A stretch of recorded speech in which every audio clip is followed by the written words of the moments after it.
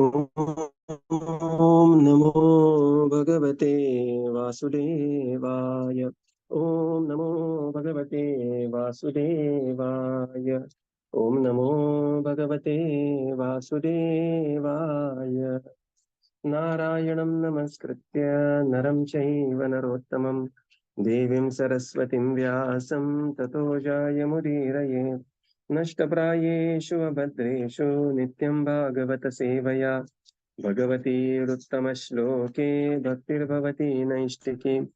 ॐ अज्ञानतिमिरन्धस्य ज्ञानाञ्जनशलाकया चक्षुरुन्मिलितं येन तस्मै श्रीगुरवे नमः। श्रीचैतन्यमनोभीष्टं स्थापितं येन भूतले स्वयं रूपकदा मह्यं ददाति स्वपदान्तिकम्। नमो विष्णुपादाय कृष्णप्रेष्ठाय भूतले श्रीमते भक्तिवेदान्त स्वामिनिति नामिने। नमस्ते सरस्वते देवे गौरवाणी प्रचारिणे निर्विशेष शून्यवादी पाश्चात्यदेशतारिणे। जय श्री कृष्ण चैतन्य प्रभो नित्यानंद श्री अद्वैत गदाधर श्रीवासादि गौर भक्त वृंद।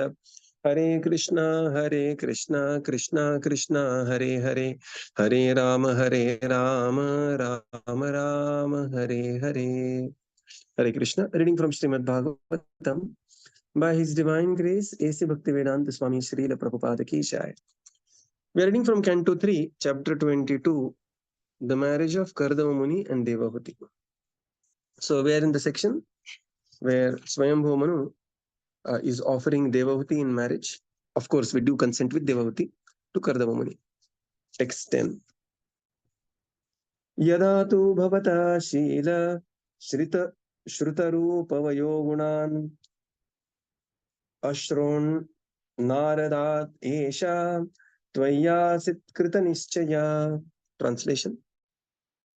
The moment she heard from the sage Narada of your noble character, learning, beautiful appearance, youth, and other virtues, she fixed her mind upon you. Purport. The girl Devahūti did not personally see Kardama Muni, nor did she personally experience his character or qualities.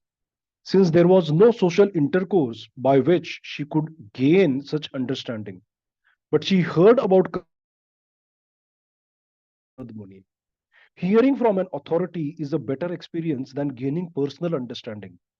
She heard from Narada Muni that Kardama Muni was just fit to be her husband. Therefore, she became fixed in her heart that she would marry him, and she expressed her desire to her father, who therefore brought her before him. Hare Krishna. Manu says here, the moment she heard from the sage Narada, your noble character, learning, beautiful appearance, and youth, she has fixed her mind on you. In the purport, Srila Prabhupada writes that Devahūti did not hear, there was no question of directly exchanging any WhatsApp message or biodata with Kardama Muni. So she heard about Kardama Muni from the great sage Narada, and then she could realize he must be a very great personality. So Prabhupada here points out one beautiful point that hearing from a bona fide authority is far superior than personal understanding. Why? Because personal understanding, there is a limitation of the senses. We know that there are 4 major defects. Which are the 4 defects? Imperfect senses, to be illusioned, cheating propensity, and committing mistakes. And because of these 4 defects, the experimental knowledge is always subjected to errors. And therefore, hearing from authority, Shabda Praman, is considered to be far more superior, where one can gain the entrance in the realm which is beyond the experimental knowledge. And especially in spiritual life, one has to hear from the bona fide authority. Just like every day in the morning, we are hearing from the purports of Srila Prabhupada. We are hearing directly from Prabhupada here. So she became fixed in her heart that she would marry Kardama Muni, Devahūti, and expressed her desire to father Manu. And therefore, Manu brought Devahūti here to Kardama Muni. So very beautiful words. Text 11. Tat pritichad dvijot yemam shraddhayo paritam maya sarvatmana anurupam te Grihamita Grihamisha karmasu. Translation? Translation.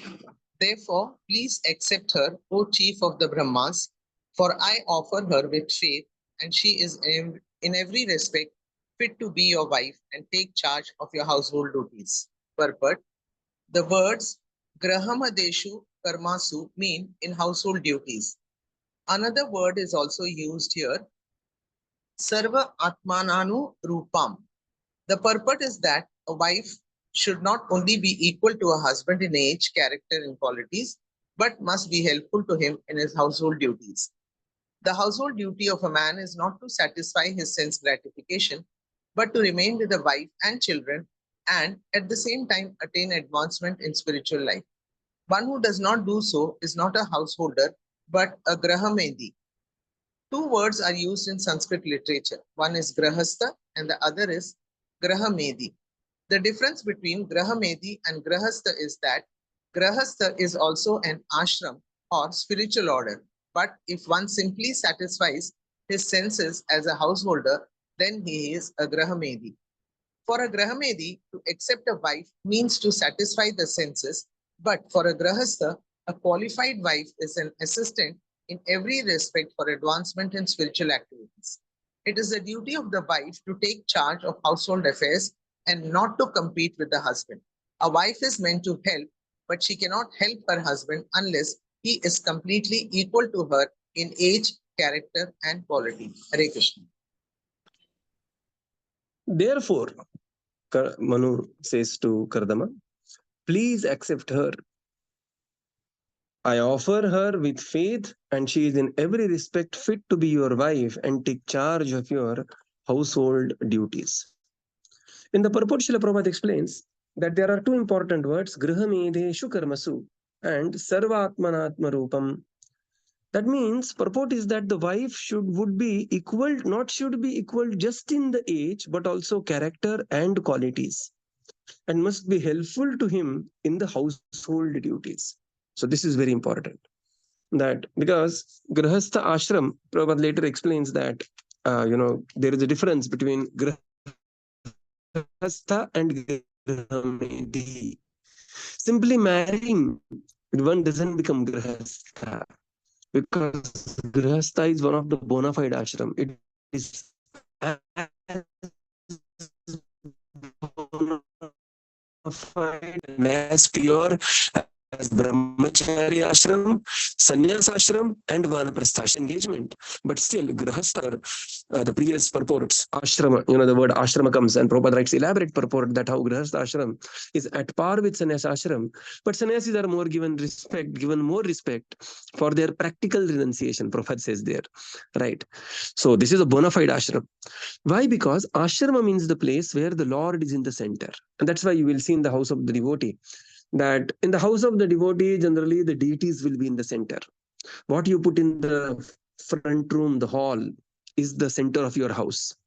So, so one has to proclaim very boldly that in my house, the deity is the Supreme Lord is in the center. Right. And this is the grahastha. Otherwise, simply marrying is not grahastha. The Lord has to be kept in center, and the Prabhupada says, for this to happen, the wife should be equal, not in age, but also character and qualities. And this we see, even Manu himself is very, very, having a very qualified and same Vaya, Rupa, Guna, Shila, qualified personality, Shatarupa. And Prabhupada in the previous purport has written this. And therefore, amongst one of the greatest fortune to have a Anurup wife and Anurup husband, it is considered as one of the great benediction, right? So, further Srila Prabhupada writes, a qualified wife to husband or a qualified husband to wife, they will act as a complement in every respect for the advancement in spiritual activities.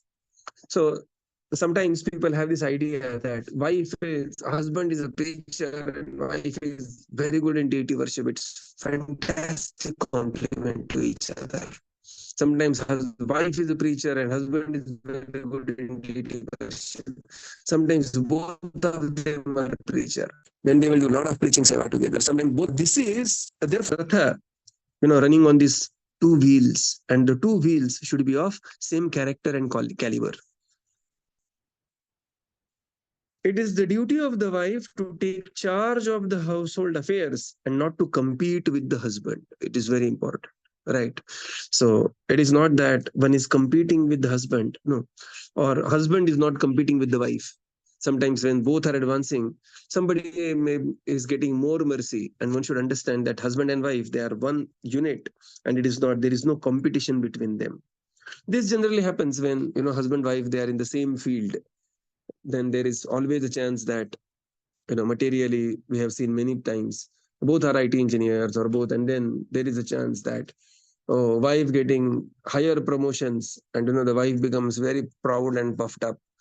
And sometimes husband gets more promotions, husband becomes very proud and puffed up, and there is a unspoken strain within the house. Or many times, like it may happen if both of them are in the same field, like both of them are singer or actor. There was one movie also on this particular to this effect, that husband and wife, they are competing with each other, and something like that. So it is the duty to cooperate with husband, with wife, and not to compete. Very nice purport. Text 12. उद्यतस्य हि कामस्य प्रतिवादो न शस्यते अपि निर्मुक्तसङ्गस्य कामरक्तस्य किं पुनः. Translation. To deny an offering that has come of itself is not commendable even for one absolutely free from all attachment, much less one addicted to sensual pleasure. Purport: in material life, everyone is desirous of sense gratification. Therefore, a person who gets an object of sense gratification without endeavor should not refuse to accept it. Kardama Muni was not meant for sense gratification, yet he aspired to marry and prayed to the Lord for a suitable wife. This is known to Svāyambhuva Manu. This was known to Svāyambhuva Manu. He indirectly convinced Kardama Muni, you desire a suitable wife like my daughter, and she is now present before you. You should not reject the fulfillment of your prayer. You should accept my daughter. Hare Krishna. Now, Svāyambhuva Manu is more a Chakravarti Samrat now in his speech. We have seen that how humbly he has approached, what beautiful prayers he has offered, and now he is wearing the cap of father-in-law, right? So we have to understand the mood of Śrīmad-Bhāgavatam. Here the mood is, we have to understand which cap the personality is wearing in offering what kind of shloka. Okay, so here mood is, he is the emperor and elder in age, experience. He's Manu, he's Svāyambhuva Manu, Chakravarti Samrat of the universe, and he is now speaking to young Kardama. He says, to deny the offering which has come of itself is not commendable even for one who is absolutely free from all attachment, much less for one who addicted to sensual pleasures. Very straight and direct. This is Manu. The purport Srila Prabhupada writes that in material life, there will be certain objects of sense gratification which will come on their own accord without your endeavor. So very clearly, these are coming from one's previous punya karma, right? We have seen this, that later. So devotees are not that, sometimes we have very hackneyed picture of a devotees, and also devotees have some idea. We have very elaborately discussed on this, that no, Prabhuji, I cannot enjoy life. No, we are not against enjoyment. We are against illegitimate enjoyment. We are against the enjoyment that will cover over one's devotional service. This is very important. So here, Prabhupada writes here,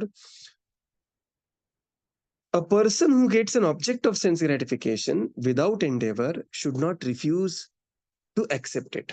Why? Because it is coming from one's previous punya activities.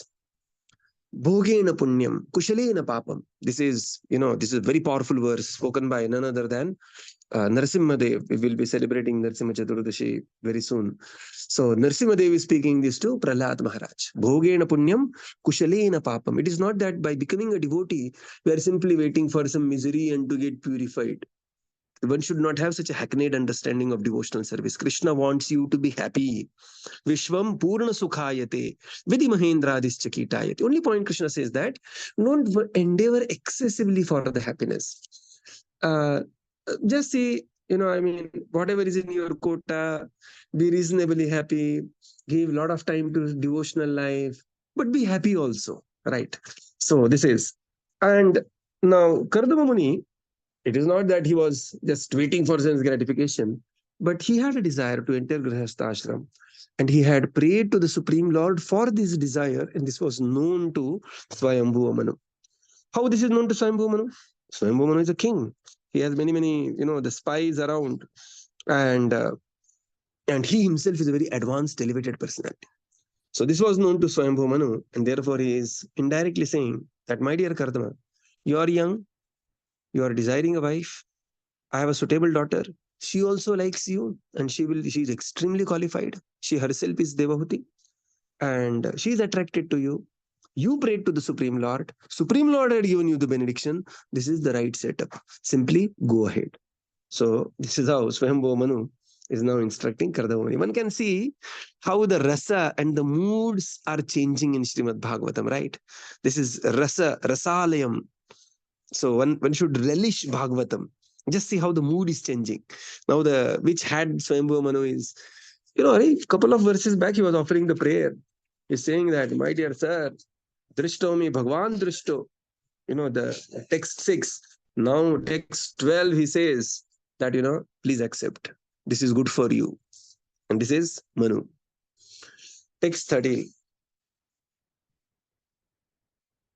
Ya udyatam anadritya kinasham abhichayate kshiyate tadasya spitam manas chavagyayahatah.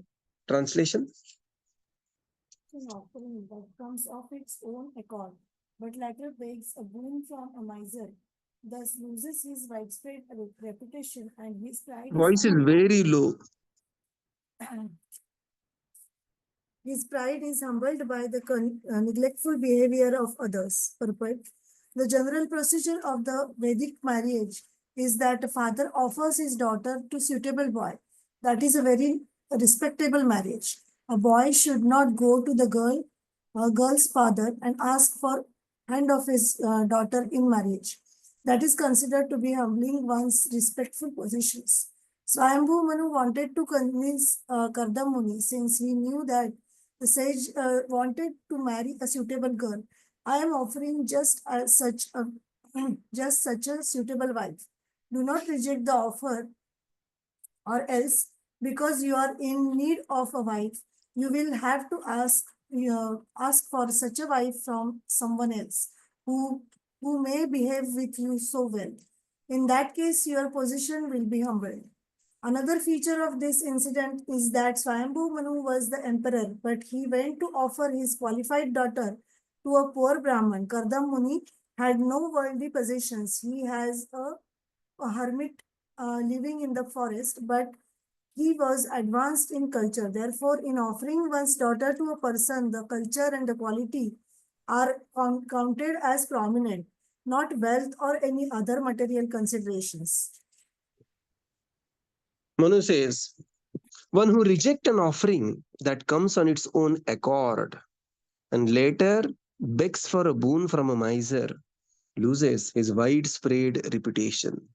His pride will be humbled by the neglectful behavior of others. So Svāyambhuva Manu says, my dear Kardama, I am Emperor Manu, is coming here offering Devahūti, who herself is extremely qualified, also being my daughter and the sister of Priyavrat and Uttanapad.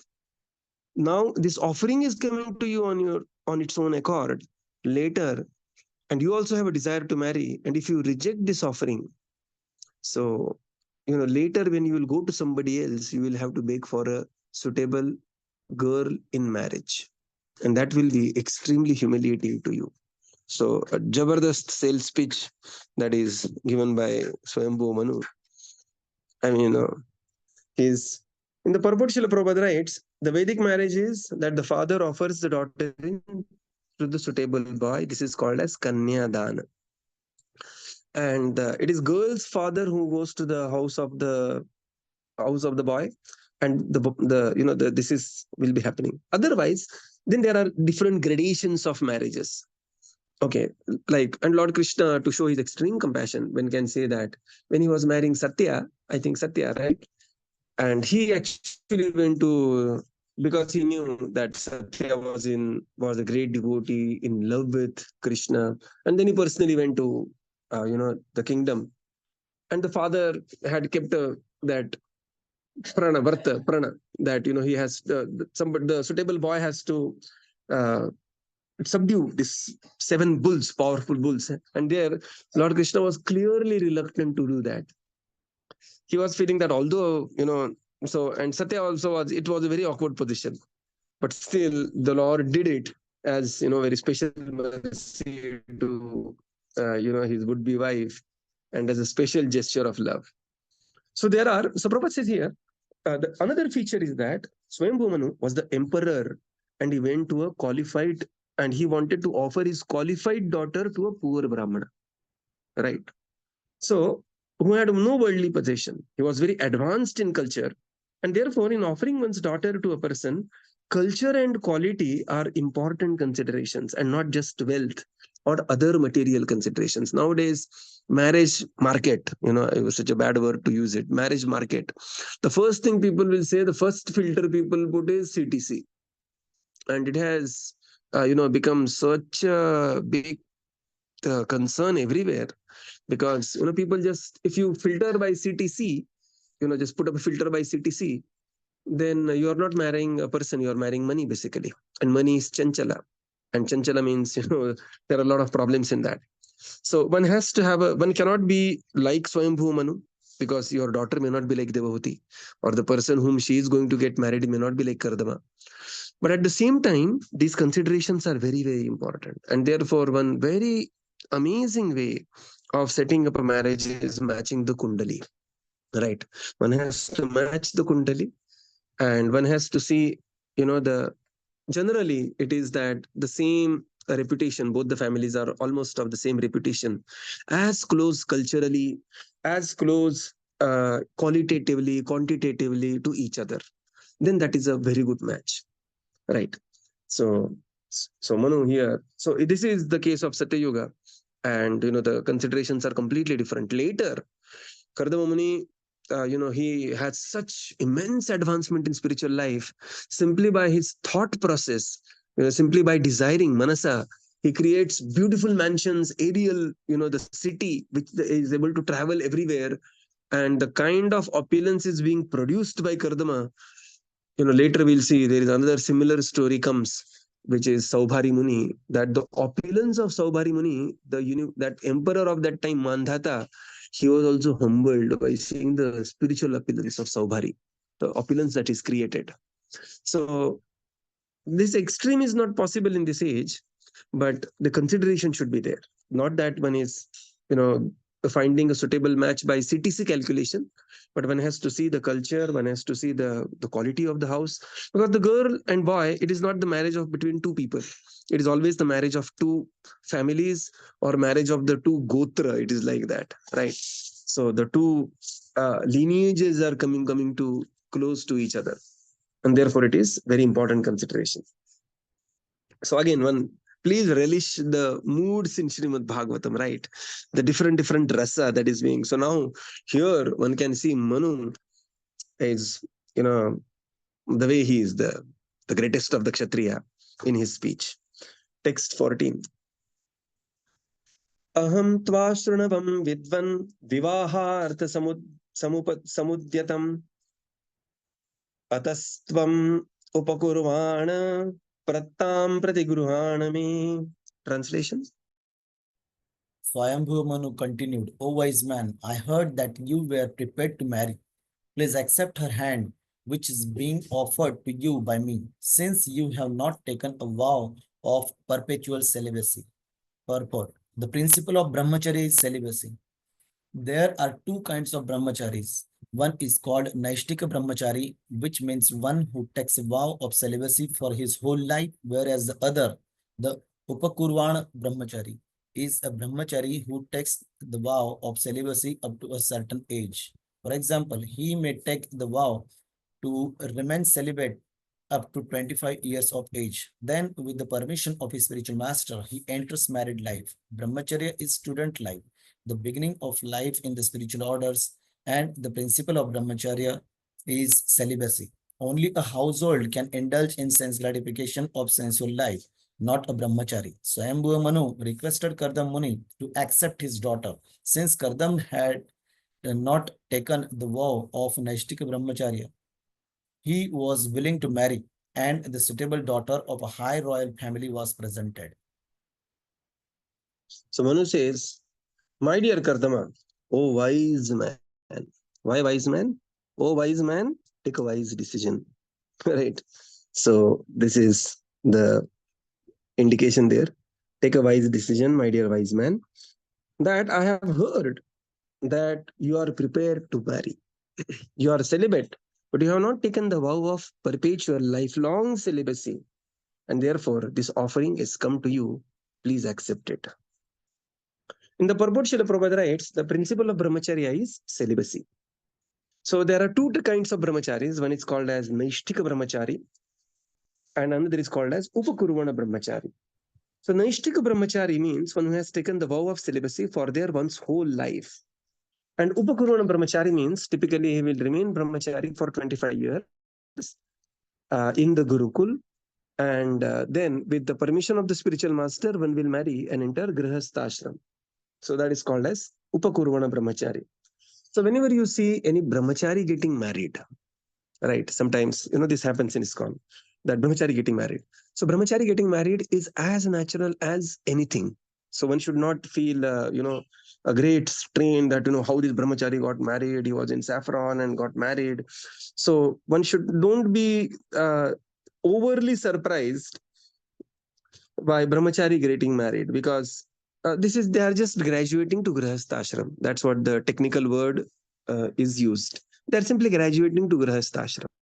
Brahmachari getting married. Okay, because nobody has taken the vow of lifelong celibacy unless somebody takes sannyas. Right. So this was known to Kardama, this was known to Svāyambhuva Manu, that Kardama had not taken the vow of Naishtika Brahmacharya. And therefore he says, highly qualified, a personality from a high royal family is offered to you, who herself is also attracted to you. Please accept her. Right. So this is very powerfully, Svāyambhuva Manu is offering Devahūti in marriage to Kardama. Now next we enter the third section, that is Kardama Muni accepts Devahūti. Right. Now Bhagavatam, it is so beautiful. Now Kardama accepting Devahūti, that is going to go in 6 shlokas. So Bhagavatam has all the time. And Bhagavatam is very fast at other times. Okay. Rishiruvacha Badham Urudhu Kamoham Apratta Chatavatmaja Avayonur Anurupo Sva Adyo Vaivahiko Vidhi. Translation. The great sage replied, certainly I have a desire to marry, and your daughter has not yet married or given her word to anyone. Therefore, our marriage according to the Vedic system can take place. Purport. There were many considerations by Kardama Muni before accepting the daughter of Svāyambhuva Manu. Most important is that Devahūti had first of all fixed her mind on marrying him. She did not choose to have any other man as her husband. That is a great consideration because female psychology dictates that when a woman offers her heart to a man for the first time, it is very difficult for her to take it back. Also, she had not married before. She was a virgin girl. All these considerations convinced Kardama Muni to accept her. Therefore, he said, yes, I shall accept your daughter under religious regulations of marriage.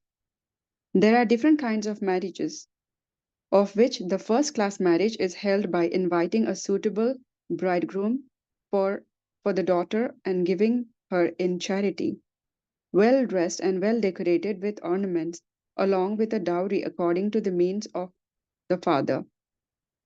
There are other kinds of marriages, such as Gandharva marriage and marriage by love, which are also accepted as marriage, even if one is forcibly kidnapped and later on accepted as wife, that is also accepted. But Kardama Muni accepted the first class way of marriage because the father was willing and the daughter was qualified. She had never offered her heart to anyone else. All these considerations made Kardama Muni agree to accept daughter of Svāyambhuva Manu. Yeah. Rishiruvacha, the great sage replied, "Certainly I have desire to marry, and your daughter has not been married or given her word to anyone. Therefore, our marriage, according to Vedic system, can take place." So, Kardama Muni is accepting the proposal from Svāyambhuva Manu. In the purport, Srila Prabhupada writes, there are many considerations that Kardama Muni was considering. And the most important, Prabhupada writes, is that Devahūti fixed her mind on marrying Kardama. Prabhupada says there is an interesting part of the female psychology is that the female psychology dictates that when a woman offers her heart to a man for the first time, it is very difficult for her to take it back. Right. So, and therefore, the dirty culture of boyfriend girlfriend was never allowed in the Indian context. Right. We have seen so many times. I teach in an engineering college, and recently we just had the program where we had almost like 700 boys and many girls also, and we had this program called as Nityanand Sabha Camp. And it has become such a big problem in the outside society that unless you have a girlfriend or a boyfriend, people are not considered to be normal. I'm talking about India. What to speak of America? America, it is like father only will take the daughter to psychiatrist saying that my daughter doesn't have a boyfriend. Please check her if everything is normal. This has gone to that bad level. I was in Belgium where we were working with one professor, and professor was very proudly saying, yeah, my daughter and her boyfriend stay with me only, and I have a different bedroom for them. So the Western world is irreparably in that direction, but this is creeping in India as well. Why? Because Prabhupada writes here that this is the dictation of the psychology. That, when the woman offers her heart to a man for the first time, it is very difficult. And we have seen n number of cases for this. That, sometimes they have an affair before the marriage, and the same boy again comes back, and and if you just read the newspapers nowadays, this has become a very rampant phenomena, right? So therefore, a respectable distance between boy and girl is always encouraged. And here Kardama Muni says this, that yes, Devahūti follows all these criteria. Prabhupada further says there are different kinds of marriages. Kardama is going ahead with the first class marriage, but there are other classes of marriage. There is another marriage called as Gandharva marriage, marriage by love, right? So this is also accepted as a marriage. Classical example of this is Arjuna forcibly kidnapping Subhadra by for the marriage, and this is also accepted as a marriage with permission of Subhadra. This is very important. Okay, this is not that. But there is another marriage which happened in the pages of Bhagavatam, that is Samba getting married to Lakshmana. And Lakshmana was not very willing to get married to Samba. Neither Lakshmana's father Duryodhan was very willing to get married. But Samba was very attracted, and he was a kind of a slightly different personality in the Yadu dynasty.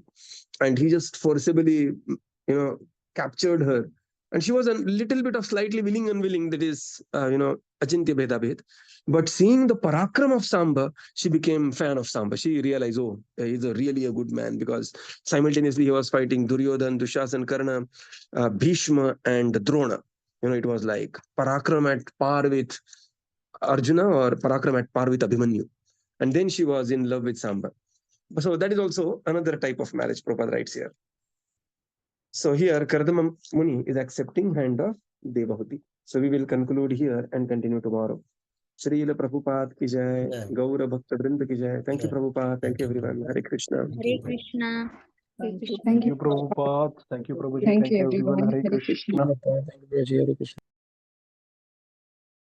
Thank you, Prabhupada. Thank you, Prabhuji. Hare Krishna.